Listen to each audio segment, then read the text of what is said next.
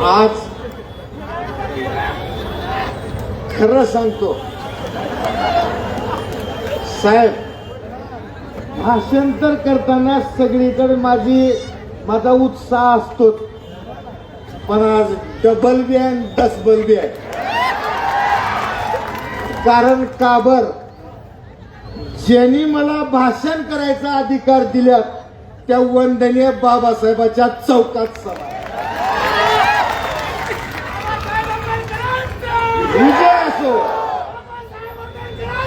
विजय असो, विजय असो, विजय असो. राईट. पहिल्या प्रथम वंदनीय तुम्हा आम्हा सर्वांचं बहुजनांचं दैवत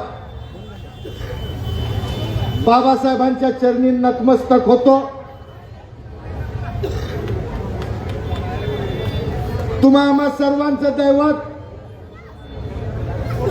लातूरचे भूमिपुत्र वंदनीय विलासरावजी देशमुख साहेबांच्या चरणी नतमस्तक होतो.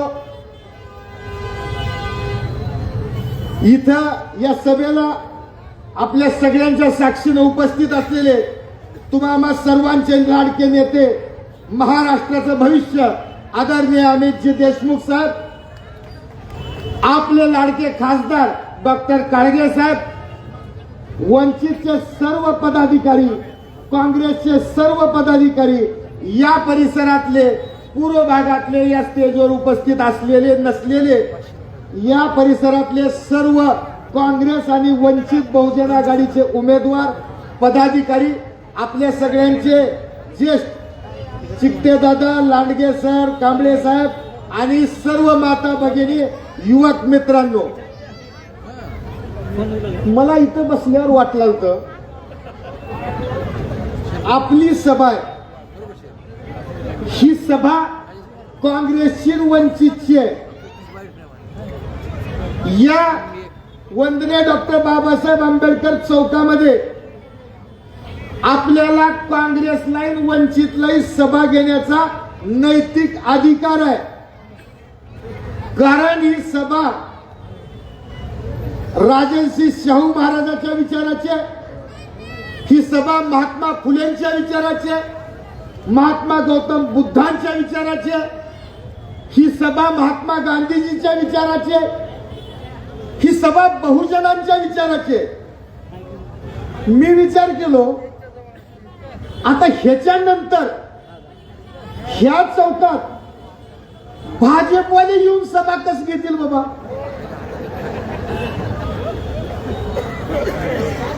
कारण आंबेडकरवाद्यांचा, आंबेडकरांच्या अनुयायांचा चौक आहे, मनुवादी साले इथं कसं येऊ शकतील.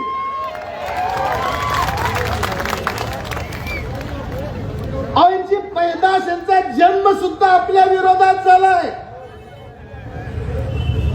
यांचं जगणं, यांचं जीवन, तुम्ही आम्ही एकत्रित असं चौकात यावं, आपल्यातले लेकरं निवडणुकीला उभा राहावं, आपल्यातले लेकरं भाषण करावं, आपल्यातले लेकरं नेतृत्व करावं, या संकल्पनेच्या विरोधातले आहेत.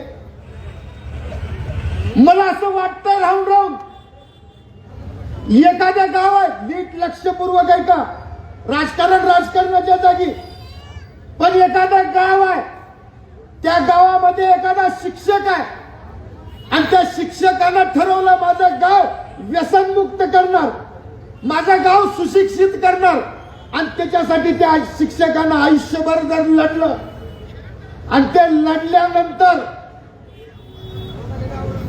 गाव आदर्श झालं, व्यसनमुक्त झालं, शिक्षित झालं आणि कालांतरानं तो शिक्षक दुर्दैवानं वारला, गाव सगळं दुःखी झालं.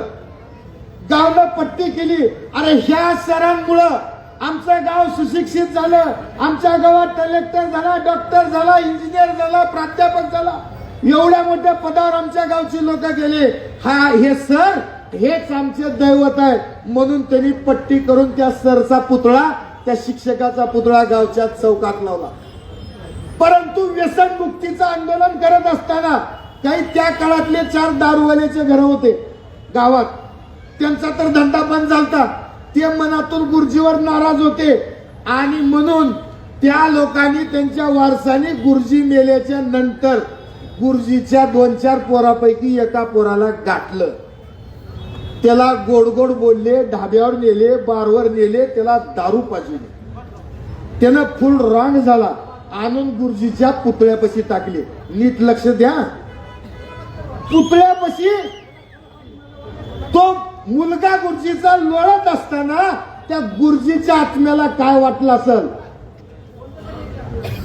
त्या गुरुजीच्या आत्म्याला काय वाटलं असेल, त्याच भावना लक्षात घ्या. या मनुवाद्यांपासून आपल्याला वाचवण्यासाठी, मनुवाद्यापासून मुक्त करण्यासाठी पहिल्यांदा तर महात्मा गौतम बुद्ध, त्याच्यानंतर महात्मा बसवेश्वर, त्याच्यानंतर संत ज्ञानेश्वर तुकाराम,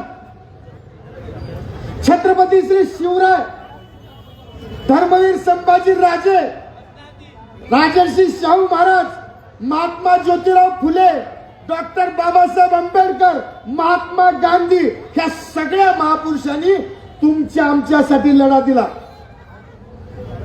आणि आज त्यांचाच जर अन्वयी कुणी त्या मनुवाद्यांच्या पक्षात राहत असेल तर त्यांच्या आत्म्याला काय वाटत असेल, जे त्या मास्तरच्या आत्म्याला वाटत असेल तेच या महापुरुषांच्या आत्म्याला वाटत असेल. खरं आहे का नाही?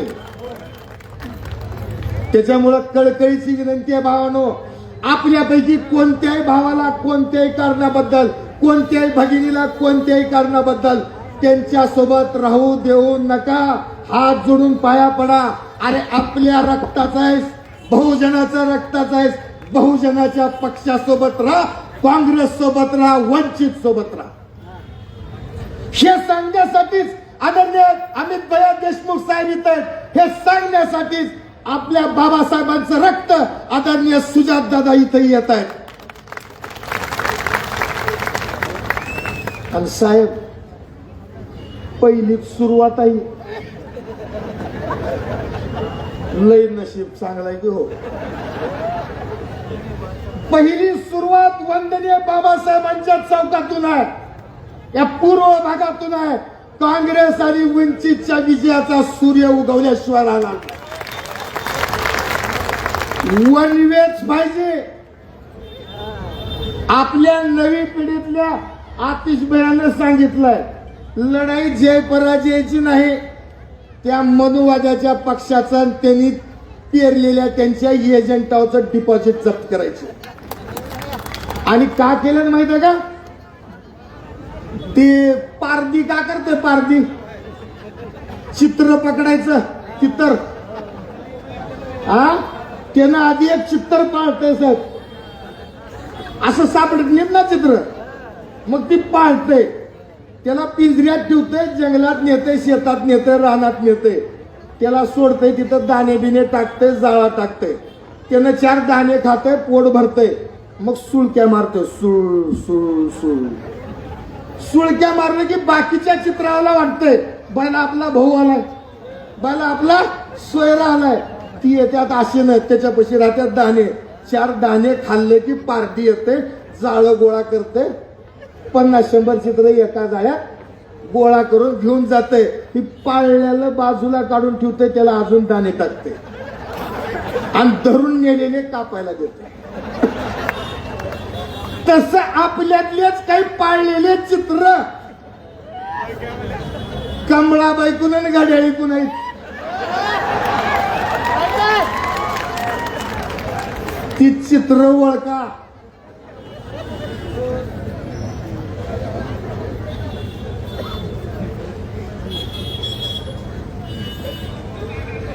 ती चित्र ओळखा.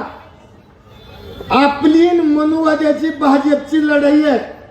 भाजपनं पाळलेलं चित्तर म्हणजे घड्याळ. आणि तुम्हाला दडदडीत बँड लावून सांगलेलं, ह्या नतद्रष्टाला, आपल्या महापुरुषाच्या विरोधातल्या विचाराला मत देणं पाप आहे, अनैतिक आहे. काही करा, आपल्या कुण्या माणसाच्या विरोधात वैयक्तिक नाराजी असेल, त्याला घरी जाऊन 4 शिव्या द्या, पण मतदान केलाच द्या. त्याला माफी मागायला लाव, आम्ही माफी मागायला लावू, पण मतदान आपल्याच माणसाला, पंजाला आणि सिलेंडरला द्या. 3 हाताने एक सिलेंडर उचलायचे आपल्याला. लय मोठी क्रांती केला साहेब तुम्ही वंचितला घेऊन. खेळच बिघडला भाजपवाल्याचा. आणि ते एक आणि ती आमचं निलंग घेऊन एक पार्सल आलंय. आमच्या सुसंस्कृत. अरे सुसंस्कृत 420 आहे, अधिकृत 420 आहे. 420 चा गुन्हा दाखल आहे इथं लातूर कोर्टात सीबीआय कोण. आणि 420 वाला सांगतो लातूरचा सुसंस्कृतपणा अडचणीत येतोय. अरे पिल्या, ऍम्ब्युलन्स आहे, जाऊ द्या, साईड द्या पटकन.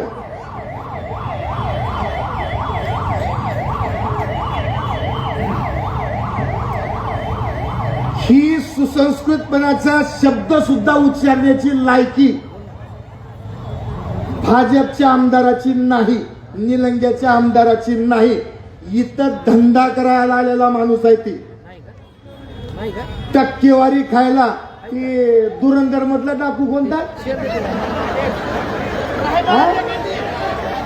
रहमान डकेत आहे ती. मला माहित आहे ना, ज्या गावच्या पोरी त्या गावच्या बाबी डकेत आहे हो. म्हणून नादाला लागायचं नाही. आपल्याला खरं सांगतो हो का, तुम्ही इथं जन्मल्यापासून बघला, मी जन्मल्यापासून बघितला की देव माणसं आहे तो. माहिती साहेब, आदरणीय दिलीपरावजी देशमुख साहेब आणि आदरणीय भैया साहेब, कुणी कसं बी कुठून एक आरोप करू शकत नाही त्यांच्यावर. वाजवत नाही.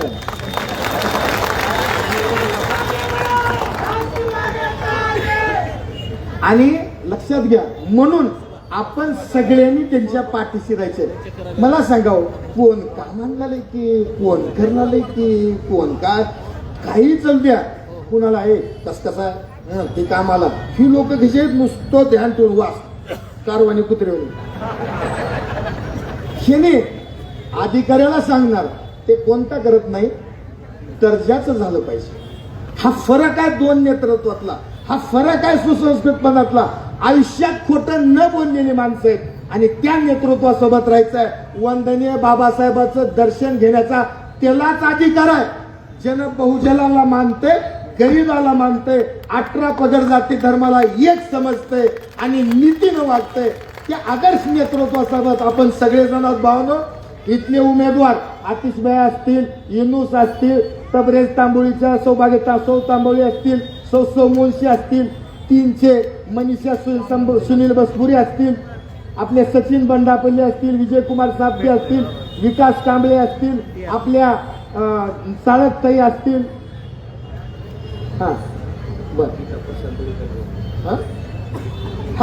भडीकरताई असतील. आपले आता काय झालंय, नाव घ्यायचं चुकलं, हे आधी घेऊन आलं पाहिजे. जाऊ द्या, क्षमा करा. या परिसरात जेवढे पंजे दिसतील, जेवढे सिलेंडर दिसतील, नाहीतर हीच उमेदवार नाराज व्हायचे, दादाने माझंच नाव घेऊन. अरे माझं नॅचरल राहते, जी येते ती बोलता. ती ताकद माझ्या बाबासाहेबांनी दिली. त्या बाबासाहेबाला पुन्हा एकदा वंदन करतो, सॅल्यूट मारतो आणि थांबतो. एक घोषणा द्यायची, भारतरत्न विश्वरत्न डॉक्टर बाबासाहेब आंबेडकरांचा, प्रकाश आंबेडकरांचा, आपले नेते अमित भैया देशमुखांचा, सुजात दादाचा. जय हिंद, जय भीम, जय महाराष्ट्र.